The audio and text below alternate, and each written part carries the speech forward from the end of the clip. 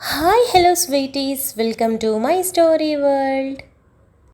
అంటే నాకు కూడా వెళ్ళాలని ఉంది అని పూజ అంటూ ఉండగా, మరి ఇంకేంటి, సాయంత్రం వెళ్దాం, ఇక మర్చిపో, ఇంకేం ఆలోచించకు అని రేవంత్ చెప్పాడు. అన్నట్టుగానే సాయంత్రం చరణ్ సాక్షి ఇంటికి బయలుదేరాక వెనకనే ఇద్దరికీ చెప్పకుండా రేవంత్ పూజ కూడా బయలుదేరారు. దారిలో ఉండగానే ఆనంద్ కాల్ చేసి, సార్ ఇంకా ఆఫీస్లో ఉన్నారా, ఇంటికి వచ్చేసారా అని అడిగాడు. లేదు, పూజ వాళ్ళ ఇంటికి వెళ్తున్నా, ఏమైంది అని రేవంత్ అడగడంతో, ఏం లేదు సార్, డేటా అంతా వచ్చింది, పంపించమంటారా లేదంటే ఫోన్లో ఫార్వర్డ్ చేయమంటారా అని ఆనంద్ అడిగాడు. ఒక పని చేయి, అన్ని రికార్డింగ్స్ నా ఫోన్కి పంపించాయి, పేపర్స్ ఒక 2 అవర్స్ తర్వాత ఇంటికి పంపించు, ఈలోపు నేను ఇవి వింటాను, నెంబర్స్ అందులో చూస్తాను అని రేవంత్ చెప్పాడు. ఓకే సార్, 10 నిమిషాల్లో మొత్తం మీకు ఫార్వర్డ్ చేస్తాను అని ఆనంద్ కాల్ కట్ చేశాడు. సుష్మా కాల్ డేటా వచ్చేసింది. పూజ, ఎలానో దారిలో ఖాళీనే కదా, ఆ రికార్డింగ్స్ వింటూ టైంపాస్ కూడా అవుతుంది, విషయం కూడా తెలుస్తుంది అని రేవంత్ అన్నాడు. అన్నట్టుగానే ఆనంద్ కాసేపటికి రికార్డింగ్స్ అన్నీ వరుస పెట్టి రేవంత్ ఫోన్కి సెండ్ చేయడంతో, పూజ ఆన్ చేయి అని అన్నాడు. పూజ రికార్డింగ్స్ చూసి, ఏంటండి ఇన్నున్నాయి, 2 రోజుల్లో ఇన్ని కాల్స్ మాట్లాడిందా అని ఆశ్చర్యంగా అడిగింది. నీకంటే మొగుడు మీదే ధ్యాస కాబట్టి నాతో తప్ప ఎవరితో మాట్లాడవు, దానికి అందరి మీదే ధ్యాస కదా, సరే కానీ ఆన్ చేయి అని అనడంతో పూజ ఒక్కో రికార్డింగ్ ఆన్ చేస్తూ ఉంది. ఒకటి తన మూవీస్లో రోల్స్ గురించి, కొన్ని ఫ్యాన్స్ నుండి కాల్స్, కొన్నేమో రాజీవ్తో రొమాంటిక్ కాల్స్, ఇవన్నీ ఉండడంతో రేవంత్ అవి విని చిరాకు పడడం చూసిన పూజ డిలీట్ చేస్తూ ఉండగా, ఒక కాల్ ఆన్ చేయగానే, ఏంటి మిస్టర్ అని సుష్మా అనడంతో రేవంత్ పూజ ఆ గొంతులో తేడా విని ఒకరి మొహాలొకరు చూసుకున్నారు. రేవంత్ కార్ సైడ్కి తీసుకొని ఆపడంతో, ఏంటి నేను చెప్పిన డీల్ నీకోకేనా అని అతను అడగడంతో అటు రేవంత్ ఆ గొంతు గుర్తుపట్టగా ఇటువైపు పూజ కూడా గుర్తుపట్టింది. పూజ అది వాడి గొంతే అని రేవంత్ పూజకి తెలియదని చెప్పాడు. పూజ వాల్యూమ్ని కాస్త పెంచడంతో, ఒప్పుకుంటున్నాను అని సుష్మా చెప్పింది. చూడు, ఈ పనికి నేను డబ్బు పారేస్తే ఒప్పుకోవడానికి చాలామంది ఉన్నారు, కానీ సింపుల్గా అవ్వగొట్టేందుకు నీతో ఈ డీల్ మాట్లాడుతున్నాను. రేవంత్ ఇంట్లోకి వెళ్ళి నీకు భరణం కింద రావాల్సిన 1 కోటి రూపాయలతో పాటు నేను చెప్పిన పని చేస్తే అందుకు 4 గింతలు నీ అకౌంట్లోకి చేరుతాయి అని అన్నాడు. చేస్తాను, నేను ఒక్కసారి మాట చెప్పానంటే ఖచ్చితంగా చేసే తీరుతాను అని సుష్మా అనింది. పూజ రేవంత్ రూమ్లో కెమెరాలు పెట్టాలి, 1 కాదు 2, వాళ్ళ మధ్య జరిగే ప్రతి కాన్వర్జేషన్ నాకు తెలియాలి, ఏం చేస్తున్నారు ఏంటి అనేది నేను చూడాలి, పొరపాటు చేసి దొరికావంటే మాత్రం నీకు డబ్బులు ఇవ్వడం అటుంచి ఏకంగా పైకి పంపిస్తాను, గుర్తుపెట్టుకో అని చాలా వైల్డ్గా అన్నాడు. చూడు, నీకు వాళ్ళతో ఏం అవసరం ఉందో నాకు తెలియదు, కానీ నువ్వు ఖచ్చితంగా చాలా పెద్ద కిలాడివి అని అర్థమైంది. నేను అంతకి తక్కువేమీ కాదు, నా పని నేను చాలా సింపుల్గా పూర్తి చేసుకొని రాగలను అని సుష్మా చెప్పింది. నువ్వు అలాంటి దానివని తెలిసే నిన్ను అడుగుతున్నాను, నువ్వు వెళ్ళాక ఒక్కసారి కూడా నేను కాల్ చేయను, నాకు కూడా చేయడానికి ప్రయత్నించకు, నువ్వు చేసినా నాకు కాల్ కలవదు. అండ్ 1 మోర్ థింగ్, నువ్వు వెళ్ళాక తిరిగి వచ్చాక నాకు నేనుగా కాల్ చేస్తాను, నువ్వు వచ్చేది నాకు ఖచ్చితంగా తెలుస్తుంది, నువ్వు పని పూర్తయిందని చెప్పిన మరుక్షణం డబ్బులు నీ అకౌంట్లో ఉంటాయి అని చెప్పాడు. తప్పకుండా, ఇంతకీ నువ్వెవరు అని సుష్మా అడగడంతో ఏం చెప్తాడా అని పూజ రేవంత్ ఒకరినొకరు చూసుకున్నారు. నా పేరు తెలుసుకోవాలా నువ్వు? అది తెలుసుకున్నావంటే ఆ క్షణమే నీ ప్రాణం పోతుంది అని అర్థం, మైండ్ ఇట్ అని కాల్ కట్ చేశాడు. కాల్ రికార్డింగ్ కట్ అవ్వడంతో రేవంత్ గారు ఈ నెంబర్ నుండే వచ్చింది అని వెంటనే పూజ అన్ని రికార్డింగ్స్ని స్వైప్ చేస్తూ ఆ నెంబర్తో మరొక కాల్ లేకపోవడంతో అలా చూస్తూ ఉండగా 2 రోజుల తర్వాత ఉండడంతో దాన్ని ఆన్ చేసింది. ఆన్ చేయగానే, హలో మిస్టర్, నువ్వు చెప్పిన పని సింపుల్గా పూర్తి చేశాను, చెప్పినట్టుగానే 2 కెమెరాలు పెట్టాను, ఆల్రెడీ నువ్వు వాచ్ చేస్తూ ఉన్నట్టున్నావుగా అని సుష్మా అనింది. చూశాను, డబ్బులు నీ అకౌంట్లోకి చేరిపోతాయి, చూసుకో అని కాల్ కట్ చేయబోతుంటే, ఒక్క నిమిషం, అట్లీస్ట్ థ్యాంక్స్ కూడా చెప్పవా అని సుష్మా అడిగింది. థ్యాంక్స్ చెప్పాలా? నువ్వొక బజారు దానివి, పెళ్లి చేసుకున్న మొగుణ్ణి వదిలేసి ఇంకొకటి నుంచుకొని ఉన్నావు, ఇకపోతే నాలాంటి వాడు ఫోన్ చేసి ఈ పని చేస్తే డబ్బులు ఇస్తానంటే ఒప్పుకున్నావు. అప్పుడు నీకు రాత్రిపూట రోడ్డు మీద నిలబడే ఆడదానికి పెద్ద తేడా లేదు. నువ్వు పని చేసావు, నేను డబ్బులు విసిరాను. ఇక థ్యాంక్స్ ఎందుకు? ఈ విషయం ఎక్కడైనా నోరు మెదిపావో నీ గొంతులో నరాలు కట్ అయిపోతాయి, జాగ్రత్త అని కాల్ కట్ చేశాడు. ఆ రికార్డింగ్ విన్న పూజకి వాడంటే గుండెల్లో భయం మొదలైంది. ముందు భయం ఉన్నా ఏం చేస్తాడులే అనే అనుమానం మాత్రమే ఉండేది. కానీ ఇప్పుడు చెప్పింది చేస్తాడు అన్న విషయం క్లియర్ అవ్వడంతో లోపల టెన్షన్ పడుతూ రేవంత్ వైపు చూసి ఫోన్ పక్కన పెట్టింది.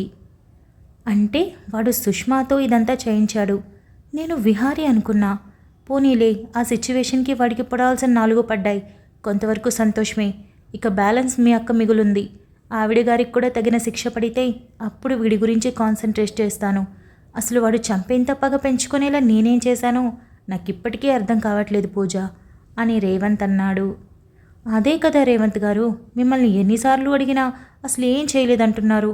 వాడి మాటల్లో ఏమో ఏదో భారీగా కోల్పోయినట్టు మాట్లాడుతున్నాడు అని పూజ అంటూ, ప్రస్తుతానికి పోనివ్వండి, ఇంటికి వెళ్ళాక తీరికగా ఆలోచించుకుందాం అని అనడంతో రేవంత్ కార్ స్టార్ట్ చేసి పూజ వాళ్ళ ఇంటి దగ్గర ఆపాడు. పూజ కార్ దిగి ఇంటివైపు నిమిషం పాటు చూసి తలదించుకోవడంతో రేవంత్ పూజ పక్కకి వచ్చి తన భుజం చుట్టూ చేయి వేసి లోపలికి తీసుకొని వెళ్ళాడు. పూజ ప్రతి అడుగుని క్షుణ్ణంగా చూస్తూ ఒక పక్క చూడగానే తన ఫేస్ ఎక్స్ప్రెషన్ మారిపోవడంతో ఏమైంది అని రేవంత్ అడిగాడు. ఇక్కడ నేను బోల్డని మొక్కలు వేశాను, చచ్చిపోయినట్టున్నాయి అని బాధగా అనడంతో, పర్లేదు, మన ఇంట్లో వేసిన మొక్కలు చాలా అందంగా ఉన్నాయి కదా, కేవలం నువ్వు మాత్రమే వాటిని బిడ్డల్లా చూస్తే సరిపోతుందా? అందరూ నీలా ఉంటారా ఏంటి? నువ్వున్న చోట పచ్చదనం ఖచ్చితంగా ఉంటుంది పూజ, పద అని అనడంతో లోపలికి నడిచింది. తలుపులు తీసే ఉండడంతో కాలింగ్ బెల్ నొక్కగానే రాజేంద్ర లేచి చూడగా ఎదురుగా పూజ ఉండడంతో గొప్ప సంతోషంతో చరణ్ పూజ వచ్చింది అని గట్టిగా అరిచాడు. రూమ్లో ఉన్న చరణ్, సాక్షి కూడా బయటకొచ్చారు. కిచెన్లో అవస్థపడుతున్న సునంద కూడా బయటకొచ్చింది. రామ్మా, రేవంత్ లోపలికి రా బాబు అని రాజేంద్ర పిలవడంతో ఇద్దరూ లోపలికి అడుగుపెట్టారు. ఏంట్రా ఈ సర్ప్రైజ్, వస్తున్నట్టు చెప్పనే లేదు, ఇప్పుడే కదా మేమొచ్చింది కూడా అని చరణ్ అనడంతో నేనే మీకు చెప్పొద్దన్నాను అని రేవంత్ అన్నాడు. కూర్చో బాబు అని సునంద అనడంతో రేవంత్ చిన్న స్మైల్ చేసి బాగున్నారా అత్తయ్య అని అడిగాడు. సునంద తల ఊపి వంటగదిలోకి వెళ్ళి ఇద్దరి కోసం నీళ్లు తీసుకురావడంతో పూజ గ్లాస్ తీసుకొని రేవంత్కి ఇచ్చి మరో గ్లాస్ తాను తీసుకుంటూ బాగున్నావా పిన్ని అని అడిగింది. సునంద పెద్దగా రియాక్ట్ కాకుండా చిన్న నవ్వుతో మాత్రమే నవ్వడంతో పూజకి అర్థమై మంచినీళ్లు తాగి వంటగదిలో ఏదో వాసన రావడంతో పిన్ని స్టవ్ మీద ఏమైనా పెట్టావా అని హడావిడిగా నెట్టుకొని కిచెన్లోకి వెళ్ళి మంట తగ్గించి పక్కనే ఉన్న గరిటె తీసుకొని కలపడం మొదలుపెట్టింది. సునంద వెంటనే లోపలికి వెళ్ళి పొగకి దగ్గు రావడంతో పూజ కూడా దగ్గుతూ పిన్ని బయటికి వెళ్ళు, నేను చేసేస్తాను, నువ్వు ఎక్కువ దగ్గుతావు అని అనడంతో సునంద 1/2 నిమిషం పాటు చూసి బయటకొచ్చేసింది. పూజ 5 నిమిషాల పాటు వంటగదిలోనే ఉండి చేస్తున్న తాలింపుని చక్కగా కలిపి పూర్తి చేసి ఎక్కడ ఏ వస్తువు ఉందో తనకి బాగా తెలియడంతో చకచకా పూర్తి చేసి ఒక బౌల్కి తీసి పక్కన పెట్టి స్టవ్ అంతా క్లీన్ చేసి రైస్ కుక్కర్లో రైస్ పెట్టి ఉండటంతో దాన్ని ఆన్ చేసి బయటకొచ్చి పిన్ని అయిపోయింది, రైస్ కుక్కర్ కూడా ఆన్ చేసేసాను అని చెప్పడంతో చరణ్ తనకు దగ్గరికి వెళ్ళి చుట్టూ చేవేసి ఏంట్రా ఇది, పుట్టింటికొచ్చి నువ్వు చేయాల్సిన మొదటి పని ఇదా అని అడిగాడు.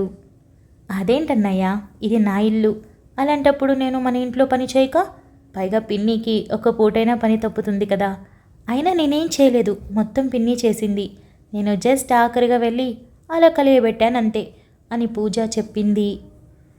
సుమారు పూజ రేవంత్ అక్కడ 1 గంట పైన గడిపాక రేవంత్ లేచి పూజ వెళ్దామా అని అడిగాడు.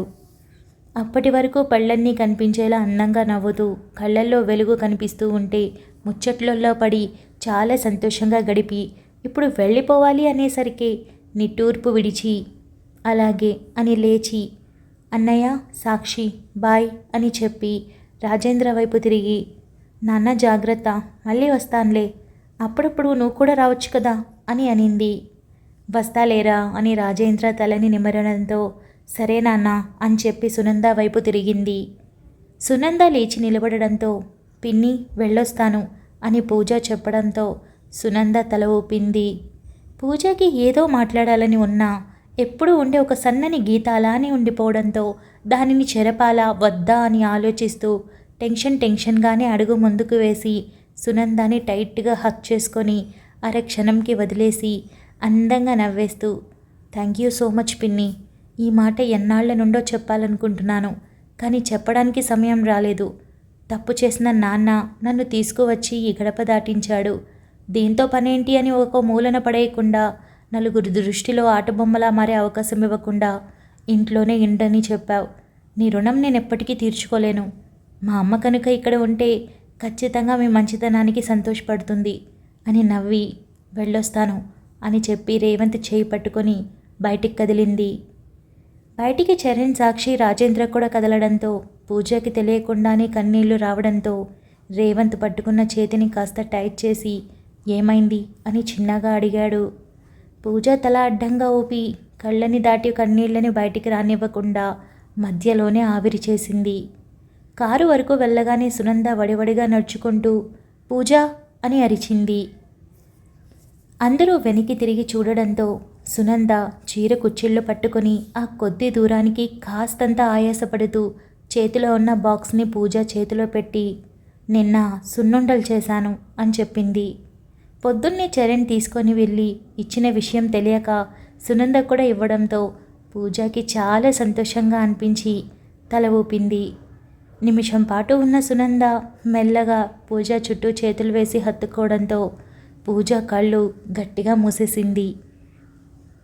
ఇందాక తను హత్తుకున్నప్పుడు తిరిగి సునంద చేతులు తనని అల్లుకోకపోవడంతో చాలా బాధగా అనిపించినా ఇప్పుడు తాను కోరుకున్న చేతులు నిమిషంలోనే తనని అల్లుకోవడంతో కళ్ళల్లో నీళ్లు ఈసారి ఆగనంటూ బయటకొచ్చాయి. సునంద ఒక నిమిషంకి దూరం జరిగి నాకు నువ్వంటే అస్సలు ఇష్టం లేదు, ఎప్పటికీ నచ్చవు కూడా, కానీ నువ్వు ఇందాక హత్తుకున్నావుగా, నీది నీకు ఇచ్చేయడానికి పట్టుకున్నాను అంతే అని సునంద చూపు తిప్పుకోవడంతో పూజ చిన్నగా నవ్వుతూ తల ఊపి నాకు తెలుసు పిన్ని, నేనంటే నీకు ఇష్టం లేదని, కానీ ఇది వరకు ఇష్టం లేనప్పుడు నన్నెప్పుడూ ముట్టుకోలేదు, కానీ ఈసారి ముట్టుకున్నావు అని పూజ చెప్పడంతో సునంద పూజ వైపు చూసి సంధ్య ఎప్పటికీ నీ జోలికి రాదు, నువ్విక మీద దాని గురించి ఆలోచించాల్సిన పని లేదు అని చెప్పింది. పూజ అందుకు కూడా తల ఊపడంతో జాగ్రత్త, ఇక్కడ కూడా అందరినీ నమ్మి నట్టేట మునగకు, కొత్తగా స్వార్థంగా ఉండడం నేర్చుకో అని ఆ మాటలు కూడా కాస్త కటువుగానే చెప్తూ జాగ్రత్తగా వెళ్ళిరా అని చెప్పింది. పూజ మరోసారి సునందాని హత్తుకొని ఈసారి కాస్తంత టైట్గా పట్టుకొని ఒక నిమిషం అలాగే ఉండి వదలబోయే సమయంకి సునంద ఒక చేతిని వీపు మీద వేయడంతో తన తల్లి దగ్గర వదిలేసిన ఒక మధురమైన స్పర్శని ఎన్నాళ్లకో తిరిగి దక్కించుకున్నట్టుగా అనిపించడంతో చాలా హాయిగా అనిపించి మెల్లగా దూరం జరిగి ఇంటికి రండి పిన్ని అని చెప్పింది. వస్తాన్లే, వెళ్ళిరండి బాబు, పొద్దుపోతుంది అని సునంద అనడంతో రేవంత్ చిన్న స్మైల్ చేసి వెళ్ళొస్తానత్తయ్య అని చెప్పాడు. రాజేంద్ర, చరణ్, సాక్షి అయితే సునంద మాటలకు తన ప్రవర్తనకి లోపల ఉప్పొంగిపోతూ ఆ సంతోషాన్ని పెదవుల మీద చూపిస్తూ బాయ్ పూజ అని తనని సంతోషంగా పుట్టింటి నుండి సాగనంపారు. కారు వీధిని దాటగానే సునంద వెనక్కి తిరిగి ముగ్గురు తనని చూడడంతో నా మొహం ఏం చూస్తారు, పదండి, వేడివేడిగా ఉంది వంట, ఆకలేస్తుంది అని ముగ్గురిని నెట్టుకొని సునంద వెళ్ళిపోయింది. ముగ్గురు హాయిగా నవ్వేశారు. మాట తీరు ఎలా ఉన్నా ప్రవర్తన మాత్రం తీయగా కనిపించటంతో సాక్షికైతే తన అత్త విపరీతంగా నచ్చేసింది. కారులో వెళ్తూ ఉండగా పూజ ఏడవడంతో రేవంత్ డ్రైవింగ్ చేస్తూనే తన చేతి మీద చేవేసి ఎందుకు ఏడుస్తున్నావు అని అడిగాడు. పిన్ని ఎప్పుడూ ముట్టుకున్నది లేదు, ఇలా హత్తుకున్నది కూడా లేదు తెలుసా, కానీ ఇప్పుడు అలా కాదు, నన్ను హత్తుకుంది, నా కోసం ఈ బాక్స్ ఇచ్చింది, ఎంత హ్యాపీగా ఉందో తెలుసా. ఏమైనా అమ్మ ప్రేమకి ఎవరూ సరిపోరు కదా, అసలు సాటి రారు. నా చుట్టూ చేతులు వేసినప్పుడు అందులో ఎంత ప్రేమ ఉందో తెలుసా. మా అమ్మ ఎలా అయితే దగ్గర తీసుకునేదో అలాంటి స్పర్శ నాకు పిన్ని చేతుల్లో కనిపించింది. పైగా అక్క ఇక మీద నా జోలికి రాదు అని చెప్పడం కానీ, తన కళ్ళతో ప్రేమగా చూస్తూనే నువ్వు నాకెప్పటికీ నచ్చవని చెప్పడం కానీ నన్ను సంతోషంలో ముంచెత్తుతున్నాయి అని పూజ ఎమోషనల్ అయింది. పూజ, మీ పిన్ని మొదటి నుండి నేను బాగా చూసేది కాదా, అంటే అట్లీస్ట్ ఒక్కసారి కూడా ప్రేమగా మాట్లాడలేదా, ఇదే ఫస్ట్ టైంనా అని రేవంత్ అడిగాడు. ఇన్నేళ్లలో నన్ను ఎప్పుడూ ప్రేమగా చూసింది లేదు, మాట్లాడింది లేదు. అలా అని నన్ను హింస పెట్టిందని కూడా నేను చెప్పను. ఇంట్లో పని ఆడపిల్ల నేర్చుకుంటే తప్పేముంది రేవంత్ గారు, నాకు అదే కదా నేర్పింది. ఇకపోతే నా చదువుకు కూడా అడ్డు చెప్పలేదు. అలా అని నాన్న నా మీద ₹1 ఖర్చు పెడుతుంటే ఒప్పుకునేది కాదు. అలా కోప్పటంలో కూడా నాకు తప్పెప్పుడు కనిపించేది కాదు. ఎందుకంటే తన భర్త సంపాదించే ప్రతి రూపాయి తన బిడ్డలు తినాలని ఏ భార్య అయినా కోరుకుంటుంది. అది కూడా మిడిల్ క్లాస్లో అయితే ఖచ్చితంగా అలాగే కోరుకుంటారు. సంపాదించే కొద్దీ ఆ డబ్బు మొత్తం తన పిల్లలకి చెందాలని ఎవరైనా కోరుకుంటారు. అచ్చం పిన్ని కూడా అలాగే. కాకపోతే నాకు ఎలాంటి ఇబ్బంది కలగలేదు. గవర్నమెంట్ కాలేజ్ ఉంది కదా, హ్యాపీగా చదువుకున్నాను. ఇక నా అవసరాలకి నాకు చిన్నగా ఉన్నప్పటి నుండి ఇలా పూల మొక్కలు పెంచి అమ్మడం అనేది అలవాటుగా ఉంది. ఒకప్పుడు మా అమ్మ చేసేది, ఆ తర్వాత నా అవసరాలకి నేనే చేసుకోవడం మొదలుపెట్టాను. మొదట్లో మా వీధిలో వాళ్ళకి అమ్మేదాన్ని, వాళ్ళకి తెలిసిన వాళ్ళు వచ్చి కొనేవాళ్ళు. అది కాస్త ఎదిగే కొద్దీ వ్యాపారంగా మార్చుకున్నాను. ఇంట్లో నేను ఉంటున్న దానికి కూడా పిన్నికి ఎప్పటికప్పుడు డబ్బు ఇచ్చేదాన్ని. కానీ పిన్ని ఆ విధంగా ఎప్పుడూ అడగలేదు, అలా తీసుకోలేదు. నేనే సంపాదించింది తల్లికే కాకపోతే ఎవరికి ఇస్తాను, అందుకే ఎప్పటికప్పుడు ఇచ్చేదాన్ని. కానీ కొంత డబ్బు మాత్రం ఎప్పుడూ పక్కన పెట్టుకునేదాన్ని. నా అవసరాలకి చెయ్యి చాచి అడగలేక మొహమాటంకి అని పూజ చెప్పింది. ఇప్పుడు ఇన్ని రోజులు నిన్ను హింస పెట్టకపోయినా ప్రేమగా మాట్లాడింది లేదు. మరి ఈరోజు ఎందుకలా చేసిందంటావు? దీని వెనుక కారణం ఏమై ఉంటుంది? నేను విహారీని కొట్టిందా? ఏమైనా మీ అమ్మ వరకు వచ్చిందంటావా అని రేవంత్ అడిగాడు. లేదు రేవంత్ గారు, వాళ్ళకి నేను అడ్డుగా మారే పనైతే పిన్నికి ఇంకా కోపం వస్తుంది. తను బయటికి చూపించేస్తుంది. ఎందుకంటే పిన్నికి వెనక పనులు చేయడం అలవాట్లేదు. ఏది మాట్లాడినా ఏం చేసినా ఎదురుగా చెప్పే చేస్తుంది. కల్మషం లేని గుణం. ఇప్పుడు నా మీద చూపించిన ప్రేమ కూడా నిస్వార్థమైనదే. ఎందుకంటే నాకు తెలిసిపోయింది కదా అని పూజ చెప్పింది. ఏదైతే ఏంటి, మీ పిన్ని మారితే అంతకంటే గొప్ప సంతోషం ఇంకేముంటుంది. ఇకపోతే నువ్వు హ్యాపీగా ఉన్నావు, అది చాలు నాకు అని రేవంత్ అన్నాడు. పూజ నవ్వుతూ చాలా సంతోషంగా ఉన్నాను అని బయటికి చూస్తూ, మనం ఇంటికి వెళ్ళడం లేదే అని అడిగింది. ఇంటికి కాదు వెళుతుంది అని రేవంత్ అన్నాడు. కాదా అని పూజ అనింది. నా దగ్గర చాలా ప్రశ్నలున్నాయి. అవి ఏంటన్నది ఇప్పుడు నీకు చెప్పలేను, కానీ చాలా చాలా ఉన్నాయి. వాటికి సమాధానాలు ఒక్కొక్కటి వెతుక్కుంటూ వెళ్ళడమే ఇప్పుడు నా పని అని రేవంత్ అన్నాడు. సరే రేవంత్ గారు, మీ ఇష్టం, మీరేం చేయాలనుకుంటే అది చేయండి అని పూజ చిన్న నవ్వు నవ్వింది. అపార్ట్మెంట్ దగ్గరికి చేరుకొని రేవంత్ కార్ దిగి పూజ అని పిలిచాడు.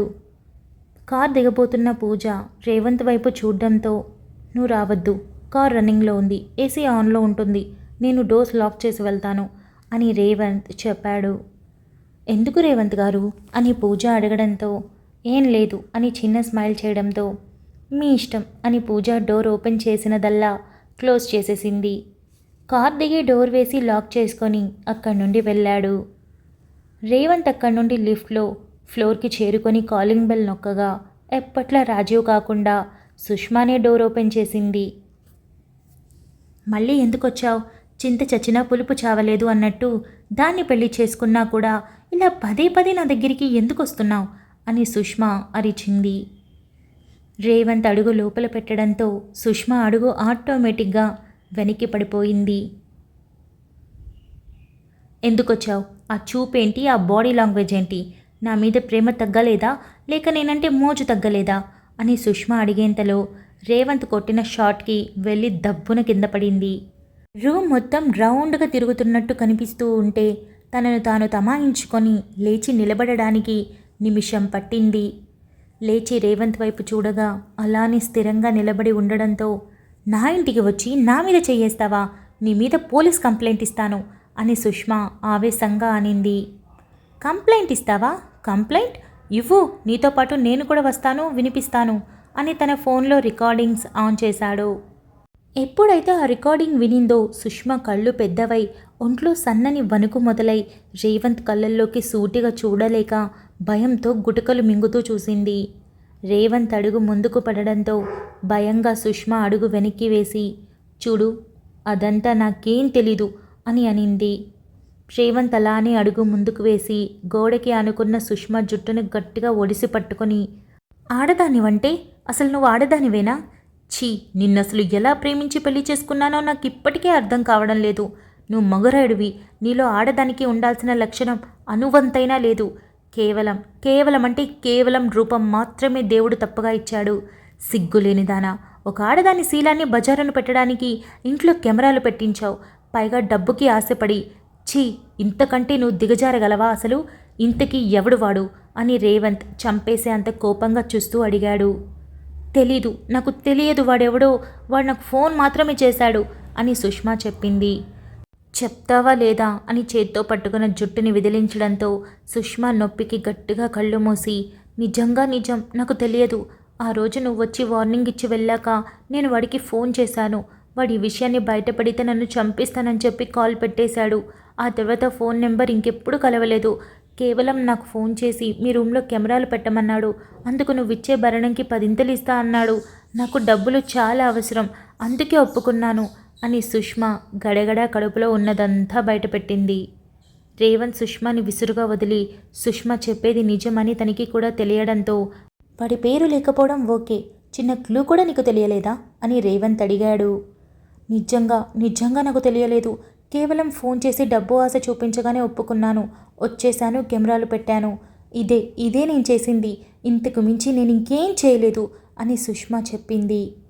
Thank you so much for listening guys. Update నచ్చినట్టయితే లైక్ చేయండి, షేర్ చేయండి, కమెంట్ చేయండి, అలానే సబ్స్క్రైబ్ చేసుకోండి.